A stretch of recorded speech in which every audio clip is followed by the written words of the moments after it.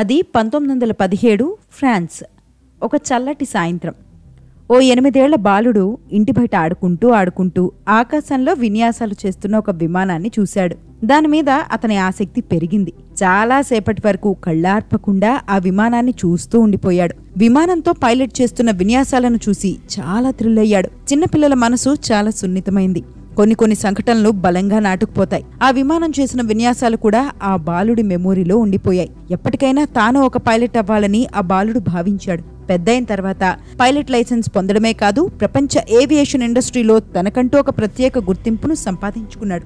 మరీ ముఖ్యంగా Indian aviation ఇండస్ట్రీని సొంత బిడ్డలా చూసుకున్నారు. భారత ఏవియేషన్ పరిశ్రమని ప్రపంచ స్థాయికి తీసుకెళ్లాలని కలలు కన్నారు. ఆయనే జహంగీర్ రతన్జీ దాదోభాయ్ టాటా అలియాస్ జిఆర్డి టాటా. నిజాయితీ, అంకిత భావానికి కేర్ ఆఫ్ అడ్రస్ గా భావించే టాటా గ్రూప్ ని మరింత ఉన్నత శిఖరాలకు తీసుకువెళ్లిన జిఆర్డి టాటా తన జీవితం మొత్తం మీద విమానాలను ప్రేమించారు. అందుకే ఆయన్ని father of Indian aviation industry అని పిలుస్తారు. కానీ స్వాతంత్ర్యం తర్వాత జరిగిన రాజకీయాలు టాటాలను దెబ్బతీశాయి. నెహ్రూ ప్రభుత్వం జిఆర్డి టాటా ఎంతో అల్లారు ముద్దుగా పెంచుకున్న ఎయిర్ ఇండియాని లాగేసుకుంది. అది చూసిన జిఆర్డి టాటా గుండె పగిలిపోయింది. ఈ వీడియోలో జిఆర్డి టాటా జీవితం గురించి, ఎయిర్ ఇండియా గురించి, మరీ ముఖ్యంగా స్వాతంత్ర్యం తర్వాత జరిగిన రాజకీయాల గురించి, టాటా గ్రూప్ ఎదుర్కొన్న పరిస్థితుల గురించి నేను మీకు చెబుతాను. ఒక గొప్ప వ్యాపారవేత్తతో పాటు టాటా సామ్రాజ్యం గురించి మీకు తెలియని ఎన్నో విషయాలు ఈ వీడియోలో ఉంటాయి. ఈ కంటెంట్ మీకు నచ్చితే ఈ వీడియోని లైక్ చేయండి, మన ఛానల్ని సబ్స్క్రైబ్ చేసుకోండి. రతన్జీ దాదాభాయ్జీ టాటా తనయుడు జహంగీర్ రతన్జీ దాదోభాయ్ టాటా 1909 మే 29న ఫ్రాన్స్లో జన్మించారు. ఈ రతన్జీ టాటా భారతదేశ పారిశ్రామిక రంగానికి భీష్మ పితామహుడిగా పేరు తెచ్చుకున్న జంషెడ్జీ టాటా బంధువు. 16 ఏళ్ల తర్వాత ఇండియాకు పూర్తిగా షిఫ్ట్ అయిన జిఆర్డి టాటా తండ్రి ఆర్డి టాటా చెప్పడంతో Tata steel MD John Peterson దగ్గర పనిలో చేరారు. కానీ 1926లో ఆర్డి టాటా హఠాన్ మరణం 17 ఏళ్ల జిఆర్డి టాటాని కుదిపేసింది. ఆ తర్వాత కుటుంబంతో పాటు టాటా బాధ్యతలు జిఆర్డి మీద పడ్డాయి. పైగా వెలకట్టలేని గౌరవం, పేరు ప్రతిష్టలు మాత్రమే కాదు, కోట్లాది రూపాయల అప్పును కూడా కొడుకుకు వదిలేసి వెళ్లారు ఆర్డి టాటా. తండ్రి ఆస్తి ఉంటే చాలు, ఆయన లేకపోయినా పర్లేదనుకుంటోంది జనరేషన్. కానీ తండ్రిని ఎవరూ తిట్టుకోకూడదని ఆయన చేసిన అప్పులు తీర్చడమే తన మొదటి టార్గెట్ గా పెట్టుకున్నారు జిఆర్డి. ఆ సమయంలోనే నెలకు 750 రూపాయల జీతంతో టాటా గ్రూప్ లో పనికి చేరారు. పీటర్సన్ దగ్గర వ్యాపార ప్రపంచం గురించి ఎన్నో ముఖ్యమైన పాఠాలను నేర్చుకున్నారు. ఆ సమయంలో జిఆర్డి టాటాకి తరచూ ఆరోగ్యం దెబ్బతినేది. కానీ బెడ్ మీద కూర్చునే ఫైల్స్ ని చెక్ చేస్తూ ఉండేవారు. రోజుకి వీక్ అయిపోతున్నావు, ఇంత కష్టపడడం అవసరమా అని అడిగితే ముందు నన్ను నేను ఒక టాటాగా నిరూపించుకోవాలనేవారు. టాటా అంటే పేరు మాత్రమే కాదు, అదొక బ్రాండ్. అంతకు మించి భుజాల మీద పెద్ద బాధ్యత. జిఆర్డి టాటా తన జీవితంలో చాలా సమయాన్ని ఎయిర్ ఇండియాకి కేటాయించారు. ఆయనకి విమానాలన్నా, ఫ్లయింగ్ అన్నా చిన్నప్పటి నుంచి చాలా పిచ్చి. 1929లో పైలట్ లైసెన్స్ కూడా పొందారు. ఆ సమయంలోనే ప్రముఖ బ్రిటిష్ పైలట్ నావెల్లీ విన్సెంట్ ని ఒకసారి కలిశారు. ఇంత పెద్ద వ్యాపారాన్ని నడుపుతున్నావు, నీ సొంతంగా ఒక ఎయిర్లైన్స్ ని ఎందుకు ప్రారంభించకూడదు అని జిఆర్డి టాటాని విన్సెంట్ అడిగారు. ఆ మాటలు జిఆర్డి మనసులో నాటుకుపోయాయి. విన్సెంట్ తో కలిసి ఇండియాలో ఎయిర్లైన్స్ ని ప్రారంభించాలని ఆయన నిర్ణయించుకున్నారు. అక్కడి నుంచి 3 ఏళ్లకు అంటే 1932 అక్టోబర్లో టాటా ఏవియేషన్ సర్వీసెస్ సేవలు ప్రారంభమయ్యాయి. అక్టోబర్ 15 ఉదయం కరాచీ నుంచి బయలుదేరిన తొలి టాటా ఏవియేషన్ విమానం మధ్యాహ్నం నాటికి బాంబేలోని జూహుకు చేరుకుంది. భారతదేశంలో కొత్త శకానికి నాంది పడింది. అప్పట్లో బ్రిటిష్ పోస్టల్ సర్వీస్ విమానాలు కరాచీ వరకే వచ్చేవి. కరాచీ టు మద్రాస్ వయా బాంబే రూట్లో పోస్టల్ సర్వీస్ ని మొదలుపెట్టిన ఈ టాటా ఏవియేషన్ కి కొంతకాలానికి మంచి గుర్తింపు వచ్చింది. పంక్చువాలిటీ, సర్వీస్ స్టాండర్డ్స్ లో టాటాలను చూసి నేర్చుకోండని తమ ఉద్యోగులకు బ్రిటిషర్లు చెప్పేవారు. ఫాస్ట్ ఫార్వర్డ్ టు 1938, టాటా సామ్రాజ్యాన్ని అప్పటి వరకు చూసుకుంటున్న సక్లత్ లావా మరణంతో టాటా సైన్స్ చైర్మన్ పదవి ఖాళీ అయింది. ఆ పదవిని 29 ఏళ్ల జిఆర్డి టాటాకి అప్పగించాలని టాటా బోర్డు ఏకగ్రీవంగా నిర్ణయించింది. మొత్తంగా టాటా గ్రూప్ పగ్గాలు జిఆర్డి చేతికొచ్చాయి. కొంతకాలం పాటు టాటా గ్రూప్ వ్యాపారాలను మరింత లోతుగా అర్థం చేసుకున్న జిఆర్డి టాటా సంస్థ చరిత్రలోనే అతిపెద్ద నిర్ణయం తీసుకున్నారు. అప్పటి వరకు టాటా సన్స్ చైర్మన్ ఒక్కరే గ్రూప్లోని అన్ని సంస్థలకు చైర్మన్ గా ఉండేవారు. దానివల్ల నెక్స్ట్ లెవెల్ లీడర్షిప్ గ్రోత్ కి అవకాశం ఉండేది కాదు. ఒక్కో కంపెనీకి ఒక్కో చైర్మన్ ఉండాలని, వారు స్వతంత్రంగా నిర్ణయం తీసుకోవాలని ఆయన బోల్డ్ డెసిషన్ తీసుకున్నారు. ఇది టాటా సామ్రాజ్యం విస్తరణకు మరింత దోహదపడింది. అటు ఏవియేషన్ రంగంపై జేఆర్డీ టాటా ప్రేమ వయస్సుతో పాటు పెరుగుతూ వచ్చింది. వరల్డ్ వార్ II ముగిసిన తర్వాత టాటా ఎయిర్లైన్స్ సంస్థను జేఆర్డీ ప్రారంభించారు. ఈ టాటా ఎయిర్లైన్స్ అనంతర కాలంలో ఎయిర్ ఇండియాగా మారింది.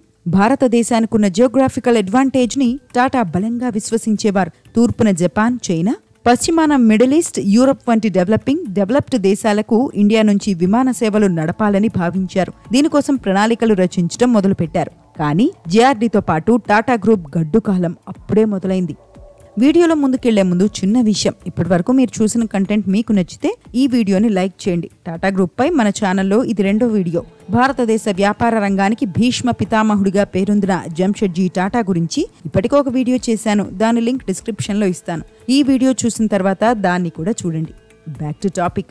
1947లో భారత్కు స్వాతంత్రం దక్కడం, నెహ్రూ ప్రధాని అవ్వడం అన్నీ చకచకా జరిగిపోయాయి. సాధారణంగా ఎవరైనా డబ్బు సంపాదించడానికే బిజినెస్ చేస్తారు. కానీ బిజినెస్ తో కొన్ని లక్షల మంది జీవితాలు మెరుగుపడతాయని నమ్మే అతి తక్కువ మందిలో టాటాలుంటారు. అలాంటి లైనేజ్ నుంచి వచ్చిన జేఆర్డీ టాటా కూడా ప్రజల కోసం ఏదైనా చేయాలని భావించేవారు. కానీ స్వాతంత్ర్యం తర్వాత దేశ ఆర్థిక వ్యవస్థపై ఆయనకు ఆందోళనలు మొదలయ్యాయి. కాంగ్రెస్ నేతలకు దేశ ఆర్థిక వ్యవస్థను నడపడం చేత కాదని ఆయన విశ్వసించేవారు. అదే సమయంలో ఎకానమీపై గాంధీ నెహ్రూ సిద్ధాంతాలు దేశానికి మంచి చేయవని బలంగానూ నమ్మేవారు. అందుకే దేశ ప్రగతిని ముందుండి నడిపించడం తనలాంటి వ్యాపారవేత్తల బాధ్యతని భావించేవారు. బాంబే రోటరీ క్లబ్ పేరుతో ఒక గ్రూప్ ని ఏర్పాటు చేసి 15-16 మంది వ్యాపారవేత్తలతో చర్చలు జరిపారు. నెక్స్ట్ 15 years లో ప్రజల లివింగ్ స్టాండర్డ్స్ ని పూర్తిగా పెంచే విధంగా వీరందరూ ప్లాన్స్ రూపొందించారు. వాటిని ప్రభుత్వానికి ఇచ్చారు. కానీ ఈ ప్లాన్స్ ని రాజకీయ నేతలు తీసి పక్కన పడేశారు. అటు ఇండియా నుంచి విదేశాలకు విమాన సేవలను ప్రారంభించాలన్న సంకల్పంతో జేఆర్డీ టాటా ప్రభుత్వాన్ని కలిశారు. ఎయిర్ ఇండియా ఇంటర్నేషనల్ అనే కొత్త సంస్థను ప్రారంభించాలని, అందులో భారత ప్రభుత్వానికి, ఎయిర్ ఇండియాకి, పబ్లిక్ కి వాటా ఉండాలని ప్రతిపాదించారు. ఆయన ప్రతిపాదనని ప్రభుత్వం ఒప్పుకుంది. అలా 1948 జూన్లో ఎయిర్ ఇండియా ఇంటర్నేషనల్ సేవలు ప్రారంభమయ్యాయి. తొలి విమానం లండన్ కు బయలుదేరింది. జేఆర్డీ టాటా సొంతంగా తన కుటుంబంతో కలిసి ఈ విమానంలో ప్రయాణించారు. ఈ ఎయిర్లైన్స్ కోసం టాటా తన ప్రాణం పెట్టారు. ప్రతి చిన్న విషయాన్ని ఆయన దగ్గరుండి పరిశీలించేవారు. కర్టెన్స్ డిజైన్ నుంచి విమానంలో సర్వ్ చేసే ఫుడ్ క్వాలిటీ వరకు అన్నిటినీ పర్యవేక్షించేవారు. ఆల్కహాల్ అధికంగా ఉండే బీర్లు సర్వ్ చేస్తే కడుపు హెవీ అయిపోతుంది. ఈ విమానంలో ఇక్కడ టీ, కాఫీ ఒకే విధంగా ఉన్నాయి. ఆ విమానంలో సీట్లు సరిగ్గా రిక్లైన్ అవ్వట్లేదు అని ఆయనే సొంతంగా ఫీడ్బ్యాక్ ఇచ్చేవారు. భారతదేశానికి చెందిన ఎయిర్ ఇండియా ఇంటర్నేషనల్ ని ప్రపంచ స్థాయి బ్రాండ్ గా తీర్చిదిద్దేందుకు ఆయన పడిన కష్టాన్ని చూస్తే జహంగీర్ రతన్జీ దాదోబాయ్ టాటాని ఫాదర్ ఆఫ్ ఇండియన్ ఏవియేషన్ అని అనడం 100% కరెక్ట్ అనిపిస్తుంది.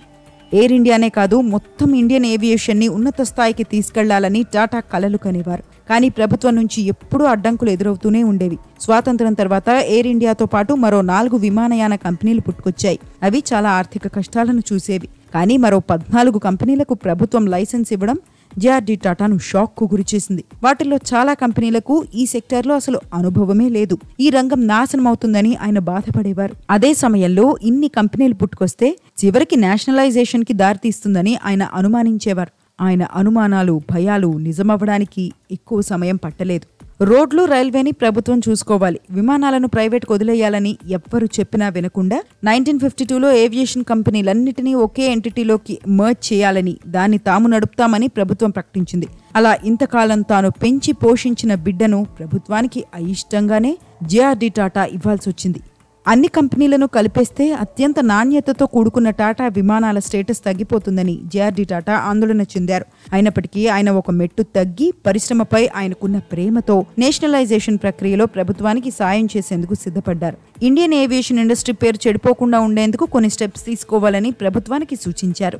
ఆయన మాటలను నెహ్రూతో పాటు ఎవ్వరూ పట్టించుకోలేదు. మరీ ముఖ్యంగా తనతో దశాబ్దాల పాటు మంచి స్నేహం కలిగున్న నెహ్రూ కూడా తన మాటల్ని పట్టించుకోకపోవడం జేఆర్డీని చాలా బాధపెట్టింది.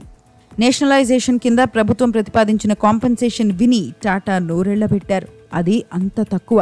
అయినప్పటికీ ఎయిర్ ఇండియా భవిష్యత్తు కోసం దాన్ని ఒప్పుకోవాల్సి వచ్చింది. ఇక జేఆర్డీ టాటా ఊహించినట్టుగానే నేషనలైజేషన్ తర్వాత ఎయిర్ ఇండియాలో స్టాండర్డ్స్ పడిపోతూ వచ్చాయి. బెస్ట్ రన్నింగ్ ఎయిర్లైన్స్ ర్యాంకింగ్స్ లో ఎయిర్ ఇండియా నానాటికి దిగజారిపోతూ వచ్చింది. విమాన ప్రమాదాలు కూడా వార్తల్లో నిలిచాయి. విమానయాన రంగం గురించి అసలు అవగాహన లేనివారు బోర్డు సభ్యులయ్యారు. ఇవన్నీ టాటాని కలిచివేశాయి. ఎయిర్ ఇండియా నేషనలైజేషన్ షాక్ నుంచి టాటా తేరుకోకముందే ఆయనపై ప్రభుత్వం మరో పిడిగేసింది. టాటా గ్రూప్ కి చెందిన న్యూ ఇండియా ఇన్సూరెన్స్ కంపెనీని కూడా ప్రభుత్వం లాగేసుకుంది. ఇన్సూరెన్స్ అంటే ఏంటో కూడా తెలియని భారతీయుల కోసం 1929లో ఈ కంపెనీని టాటా గ్రూప్ స్థాపించింది. కానీ దీన్ని కూడా ప్రభుత్వం నేషనలైజ్ చేసింది. మొత్తం 245 కంపెనీలను మర్జ్ చేయడంతో పుట్టిందే ఇప్పుడు మనం చూస్తున్న ఎల్ఐసి. ఫలితంగా టాటా గ్రూప్ లో బెస్ట్ రన్నింగ్ గా ఉన్న 3 కంపెనీలు ఇప్పుడు ప్రభుత్వం చేతుల్లోకి వెళ్లాయి. దీన్ని జేఆర్డీ టాటా ఫ్రాడ్ అని పిలిచారు. అన్ని కంపెనీల్లోనూ అతిపెద్ద షేర్ హోల్డర్ అవ్వాలని ప్రభుత్వం చూస్తోందని ఆరోపించారు. ప్రభుత్వం చేతుల్లో మొత్తం పవర్స్ ఉంటే ఎవ్వరూ ఎదగలేరని అభిప్రాయపడ్డారు. ప్రభుత్వంతో ఎన్ని విభేదాలున్నా దేశం కష్టాల్లో ఉంటే మాత్రం సాయం చేయడంలో జేఆర్డీ టాటా ముందుండేవారు. 1962 చైనా వార్, 1965 పాకిస్తాన్ వార్లో ప్రభుత్వానికి అండగా నిలిచారు. ముఖ్యంగా 1962 యుద్ధం తర్వాత మిలిటరీ ఎయిర్క్రాఫ్ట్లపై భారత్ ఫోకస్ చేసింది. 10 ఏళ్ల రోడ్ మ్యాప్ రూపొందించాలని 3 సభ్యుల కమిటీ వేసింది. అందులో ఒకరు జేఆర్డీ టాటా. పరిస్థితులను అర్థం చేసుకుని ఒక డీటెయిల్డ్ రిపోర్ట్ని సిద్ధం చేశారు. కానీ అది పేపర్లకే పరిమితమైంది. ఇది టాటాకి నచ్చలేదు. అందుకే తనకిచ్చిన air commander in Indian air force పదవిని కూడా ఆయన తిరస్కరించారు. చైనాతో యుద్ధం తర్వాత నెహ్రూ మరణం, ఆ తర్వాత కొంతకాలానికే లాల్ బహదూర్ శాస్త్రి మరణించడంతో భారతదేశ ప్రధాని బాధ్యతలు ఇందిరాగాంధీ చేతుల్లోకి వెళ్లాయి. మరో అడుగు ముందుకేసి monopolies and restrictive trade practices act ని ఇందిర ప్రవేశపెట్టారు. ఇది భారత బిజినెస్ రంగాన్ని కుదిపేసింది. ఒక్క మాటలో చెప్పాలంటే ఈ చట్టం పరిధిలోకి వచ్చే కంపెనీలు ఎక్కడ ఇన్వెస్ట్ చేయాలి, ఎంత ఇన్వెస్ట్ చేయాలి, అసలు ఏం ప్రొడ్యూస్ చేయాలి వంటి వాటిని ప్రభుత్వమే నిర్ణయిస్తుంది. ప్రపంచంలో అతిపెద్ద కంపెనీగా ఎదిగిన టాటా గ్రూప్ కి సొంతంగా నిర్ణయాలు తీసుకునే పవర్ లేకుండా పోయిందని, ఇలాంటి పరిస్థితి ఎవరికీ రాకూడదని జేఆర్డీ టాటా బాధపడ్డారు. 1974-75 సమయానికి దేశంలో పరిస్థితులు అధ్వాన్నంగా మారాయి. రోజు ఏదో ఒక స్ట్రైక్ ఉండేది. ఇది కంపెనీల ప్రొడక్టివిటీని అడ్డుకునేది. అందుకే దేశంలో ఎమర్జెన్సీ విధిస్తున్నట్టు ఇందిరాగాంధీ చేసిన ప్రకటనకు జేఆర్డీ టాటా మద్దతిచ్చారు. కానీ టాటా గ్రూప్లోని కొందరు ప్రభుత్వాన్ని కూల్చేందుకు ప్రయత్నిస్తున్నారని ఓ సందర్భంలో జేఆర్డీ సమక్షంలోనే ఇందిర ఆరోపణలు చేశారు. ఇది టాటాని కలచివేసింది. 1977లో ఎమర్జెన్సీకి ముగింపు పడ్డం, దేశంలో ఎన్నికలు జరగడం, ఇందిరా ఓటమి పాలవడం చకచకా జరిగిపోయాయి. ప్రధాని మొరార్జీ దేశాయ్ రూపంలో జేఆర్డీ టాటాకి మరిన్ని కష్టాలు ఎదురయ్యాయి. టాటా మొరార్జీ దేశాయ్ ఆలోచనల్లో ఎప్పుడూ విభేదాలుండేవి. ఇక మొరార్జీ దేశాయ్ పీఎం అయిన తర్వాత బోర్డ్ రీస్ట్రక్చరింగ్ పేరుతో ఎయిర్ ఇండియా నుంచి జేఆర్డీ టాటాను అప్పటి ప్రభుత్వం తప్పించింది. ఈ వార్త అప్పట్లో దేశవ్యాప్తంగా సంచలనం సృష్టించింది. అంతేకాదు స్టీల్, కార్స్, 2 వీలర్స్, సిమెంట్ ఇలా అనేక రంగాలను నేషనలైజ్ చేయాలని మొరార్జీ దేశాయ్ ప్రభుత్వం ప్లాన్స్ చేసినట్టు వార్తలొచ్చాయి. ఇప్పటికే 3 కంపెనీలను కోల్పోయిన జేఆర్డీ టాటా కంపెనీ చరిత్రలోనే గొప్ప పేరు సంపాదించుకున్న టాటా స్టీల్ ని వదులుకునేందుకు సిద్ధపడలేదు. చివరికి ఈ వార్త సంచలనంగా మారి కార్మికుల నుంచి మీడియా వరకు అందరూ నేషనలైజేషన్ ని విమర్శించడం మొదలుపెట్టారు. ఫలితంగా ఆ ప్లాన్స్ ముందుకి సాగలేదు. ఆ తర్వాత కొన్నేళ్ల వరకు టాటా వ్యాపారం స్తబ్దుగానే సాగింది. అటు సెంట్రల్లో మొరార్జీ దేశాయ్ ప్రభుత్వం కుప్పకూలడం, ఇందిరాగాంధీ ప్రధాని అవ్వడం, 1984లో ఆమె దారుణ హత్యకు గురవడం, రాజీవ్ గాంధీ పీఎం అవ్వడం ఇలా దేశ రాజకీయాల్లో పెను మార్పులు చోటు చేసుకున్నాయి. జేఆర్డీ టాటా ఎయిర్ ఇండియా కోసం చాలా సమయాన్ని కేటాయించిన మాట వాస్తవమే. అలానే కంపెనీలోని ఇతర వ్యాపారాలను ఆయన విస్మరించలేదు. కొత్త వెంచర్స్ ని ఎప్పటికప్పుడు మొదలు పెడుతూనే ఉన్నారు. వాటిలో ముఖ్యంగా చెప్పుకోవాల్సింది టాటా కెమికల్స్. 1930s దశకం వరకు ఇండియాలో ఒక్క కెమికల్ ప్రాసెసింగ్ కంపెనీ కూడా లేదు. కానీ ఇండస్ట్రియల్ డెవలప్మెంట్లో భారత్ పాల్పంచుకోవాలంటే కెమికల్ ప్రాసెసింగ్ రంగం కూడా చాలా కీలకమని జేఆర్డీ టాటా భావించారు. దేశవ్యాప్తంగా ఉన్న తీర ప్రాంతాల్లో పర్యటించిన అనంతరం కెమికల్ ఫ్యాక్టరీని స్టార్ట్ చేసేందుకు గుజరాత్ కచ్ ప్రాంతంలో ఉన్న మిథాపూర్ అనువైనదిగా గుర్తించారు. ఆ సమయంలోనే అమెరికాలో కెమికల్ ఇంజనీరింగ్ పూర్తి చేసి ఇండియాలో అవకాశాల కోసం చూస్తున్న దర్బారీ సేత్ గురించి టాటాకి తెలిసింది. కెమికల్ కంపెనీని ఎలా రన్ చేయాలి, కంపెనీతో ఏం చేయొచ్చు వంటి వివరాలను దర్బారీ సేత్ వెల్లడించారు. చాలా ఇంప్రెస్ అయిన జేఆర్డీ టాటా ఆయనకి పూర్తి స్వతంత్రాన్ని ఇచ్చారు. అలా టాటా కెమికల్స్ పుట్టుకొచ్చింది. జంషెడ్పూర్కి స్టీల్ క్యాపిటల్ ఆఫ్ ఇండియాగా పేరు లభిస్తే మిథాపూర్కి Mecca of the chemical industry అని గుర్తింపు వచ్చింది. రాజీవ్ గాంధీ ప్రధాని అయ్యాక పరిస్థితుల్లో కాస్త మార్పులొచ్చాయి. టాటా గ్రూప్ అప్పటి వరకు చేస్తూ వచ్చిన ఇన్వెస్ట్మెంట్స్ ఫలితాన్ని చూపడం మొదలుపెట్టాయి. ఎలక్ట్రానిక్స్, కంప్యూటర్స్ అంటే రాజీవ్ గాంధీ ప్రేమ చూపించడంతో టాటా కంపెనీ అయిన national radio and electronics company నెల్కోకి కలిసొచ్చింది. అటు టాటా స్టీల్, టెల్కోలు లాభాల్లో దూసుకెళ్లాయి. ఇతర కంపెనీల కొనుగోలుకు టాటా గ్రూప్ విపరీతంగా ఖర్చు చేసింది. ఈ ఒక్క పీరియడ్లో టైటాన్ సహా 14 టాటా కంపెనీలు పుట్టుకొచ్చాయి. కానీ ఏ ప్రయాణమైనా గమ్యస్థానం చేరుకోక తప్పదు. ఉదయించిన సూర్యుడు అస్తమించక తప్పదు. 1990s దశకం వచ్చేసరికి జేఆర్డీ టాటాకు అనారోగ్య సమస్యలు పెరిగిపోయాయి. అప్పటికే ఆయన వయసు 80 ఏళ్లు దాటిపోయింది. అయినా చురుగ్గా ఉండేందుకు ఆయన ప్రయత్నించేవారు. బెడ్ మీద ఉన్న ఫైల్స్ ని చెక్ చేస్తూ ఉండేవారు. జీవితం చివరి దశలోనూ ప్రజలకు సాయం చేసేందుకు ఆయన ప్రయత్నించారు. 1993 సెప్టెంబర్ 30న మహారాష్ట్ర లాథూర్ని భూకంపం కుదిపేసింది. మరుసటి రోజే టాటా గ్రూప్ మీటింగ్ ఏర్పాటు చేసి దగ్గరుండి రిలీఫ్ ప్లాన్ ని రూపొందించారు టాటా. ఆపదలో ఉన్న వారందరినీ ఆదుకోవాలని తీర్మానించారు. 80 ఏళ్లు దాటిన సొంత ఆరోగ్యాన్ని లెక్క చేయకుండా ప్రజల కోసం ఆలోచిస్తున్న జేఆర్డీ టాటాని చూసి సంస్థ ఉద్యోగులు స్ఫూర్తి పొందారు. టాటా స్టీల్ ఉద్యోగులు తమ ఒకరోజు జీతాన్ని రిలీఫ్ వర్క్ కి విరాళంగా ఇచ్చారు. 1993 అక్టోబర్లో హెల్త్ చెకప్ కోసం జెనీవాకి వెళ్లారు జేఆర్డీ టాటా. అక్కడి నుంచి కూడా లాథూర్ రిలీఫ్ వర్క్ గురించి ఆరా తీస్తూ వచ్చారు. కొన్ని రోజులకి అనారోగ్య సమస్యల కారణంగా ఆయన అక్కడి హాస్పిటల్లో చేరాల్సి వచ్చింది. చివరికి 1993 నవంబర్ 29న ఆయన మరణించారు. ఫాదర్ ఆఫ్ ఇండియన్ ఏవియేషన్గా, విజనరీ ఇండస్ట్రియలిస్ట్గా జహంగీర్ రతన్జీ దాదాబాయ్ టాటా మంచి గుర్తింపు తెచ్చుకున్నారు. టాటా గ్రూప్ కీర్తి ప్రతిష్టలను మరింత ఎత్తుకు తీసుకెళ్లారు. దేశానికి ఆయన అందించిన సేవకు గాను భారతదేశ అత్యున్నత పురస్కారం భారతరత్నతో పాటు ఎన్నో అవార్డులు ఆయన వెతుకుంటూ వచ్చాయి. కానీ అవెప్పుడూ ఆయన్ని ప్రభావితం చేయలేదు. వాటిని చూసి గర్వపడలేదు. ఈగోకు పోలేదు. దేశానికి ఏదైనా చేయాలన్నదే ఆయన ఆలోచన. అయితే జేఆర్డీ టాటా లేకపోయినా తన జీవితం చివరి దశలో ఆయన తీసుకున్న ఒక నిర్ణయం టాటా గ్రూప్ ని మరింత ఉన్నత శిఖరాలకు తీసుకువెళ్లింది. ఆయన తీసుకున్న ఆ ఒక్క నిర్ణయం భారతదేశాభివృద్ధిలో టాటాల పాత్రను మరింత పెంచింది. ఆ ఒక్క నిర్ణయం టాటాల అంకిత భావం, నలుగురికి ఆదర్శంగా నిలిచే గుణాన్ని మరింత పెంపొందించింది. ఆ నిర్ణయమే తన తర్వాత టాటా గ్రూప్ కి వారసుడిగా రతన్ టాటాని జేఆర్డీ టాటా నియమించటం. Ratan Tata don't deserve Bharat Ratna, Bharat Ratna deserves Ratan Tata అని ఇప్పుడు అందరూ అంటూ ఉండడం టాటా గ్రూప్ కి, దేశానికి ఒక వ్యాపారవేత్తగానే కాకుండా ఒక మంచి మనిషిగా రతన్ టాటా చేసిన సేవలకు నిదర్శనం. ఈ ప్రపంచ ప్రఖ్యాత లీడర్ గురించి, ఈ ప్రపంచ ప్రఖ్యాత ఇండస్ట్రియలిస్ట్ గురించి, వీటికి మించి ఒక గొప్ప మనిషి అయిన రతన్ టాటా గురించి ఇంకో వీడియోలో నేను మీకు చెప్తాను. You will love him and his journey. ఇది ఫ్రెండ్స్ ఇవాల్టి వీడియో. ఈ జేఆర్డీ టాటా బయోగ్రఫీ మీకు నచ్చితే ఈ వీడియోని వెంటనే లైక్ చేయండి. మన ఛానల్ని సబ్స్క్రైబ్ చేసుకోండి. జంషెడ్జీ టాటా మీద చేసిన వీడియో లింక్ ని డిస్క్రిప్షన్ లో ఇస్తాను, దాన్ని కూడా చూసేయండి. More videos coming up. Stay tuned.